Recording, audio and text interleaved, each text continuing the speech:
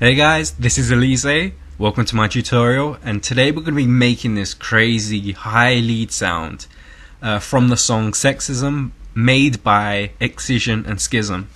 So let's check out how it sounds.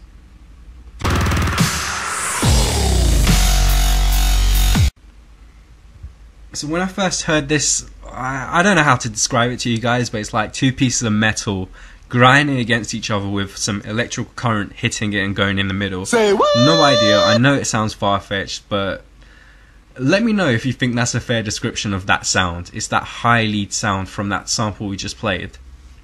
And this is what I made. Very close. Not exact, but close. And now let's go over how we made this. So I created two instances of Massive, and they have very subtle differences between the two. In fact, it is just one difference, and we'll go over which difference it is. And I've also, for the purposes of this demonstration, I've incorporated the Nexus VST using the GT Power Riff to add that guitar into the backing. So let's listen to it one more time. That's the sound we're going to be making today. Let's load up a brand new Massive. Now, for guys on time constraints, or you just want to move along, you could skip this, it's fine. Go to the description below and you could download the preset. Everything's there for you, everything I'll be discussing in the video. For those who want to stick around and find out more about how this patch is made and the technique I've used, stick around, let's move forward. So open up a brand new Massive.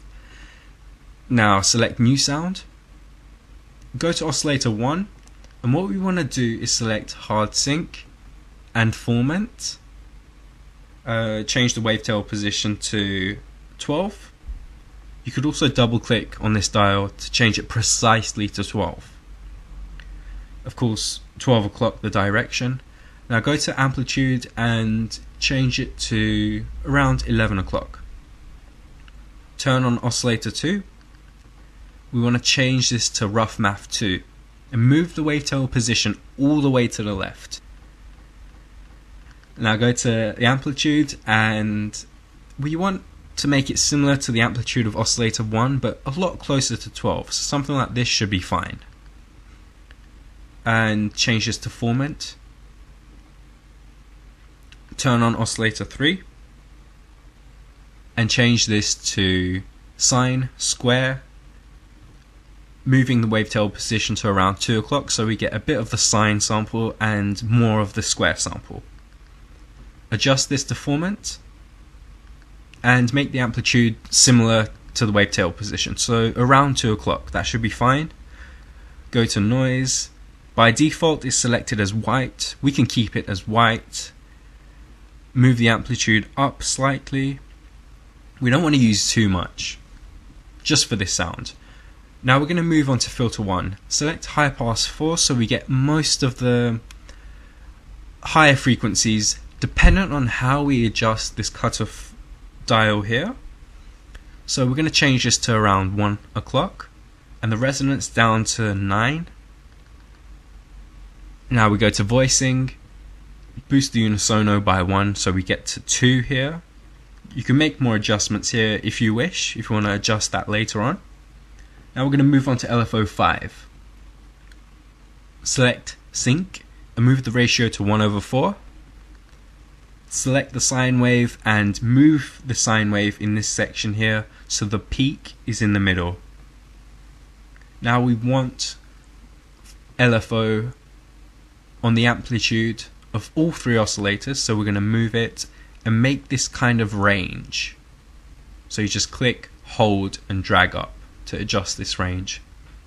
So we click on this section here and it goes across into the amplitude of Oscillator 2 and make a very similar range on the amplitude of all three oscillators. So we're going to do the same for Oscillator 3.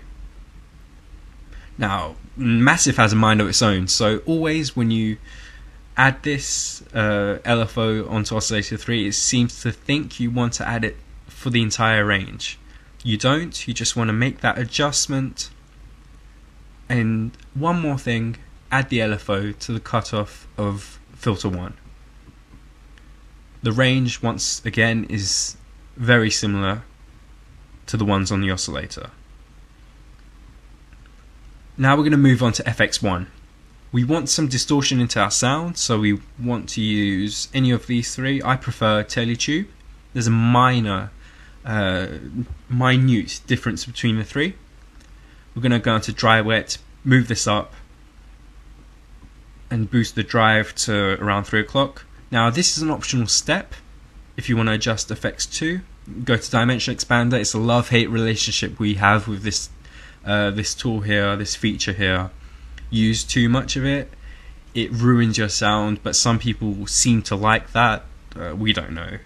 It's completely down to you, but I prefer to use a little bit of Dimension Expander in my sound, especially for this one. So we're going to change the values of the dry wet and the size to around 10 o'clock. And that's it, guys. That's the patch finished. But remember, I used 2 instances of Massive. So the first one we had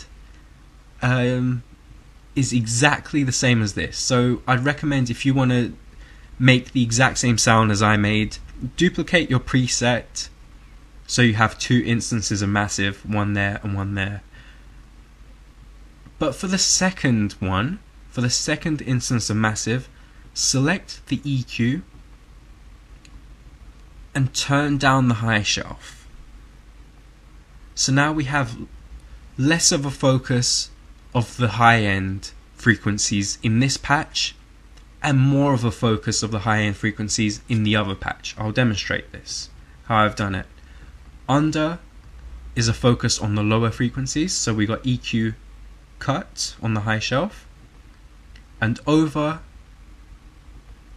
is the exact same patch we made, no adjustments, nothing different between what we made and what's there. And that's how we make this sound, guys. So thank you. Please rate, subscribe, comment. Let me know, guys, if there's any more tutorials, any more sounds you want help in making. Maybe I could assist you guys. I'll be creating more tutorials as time goes on. Yeah, so please subscribe, guys. Everything is in the description below.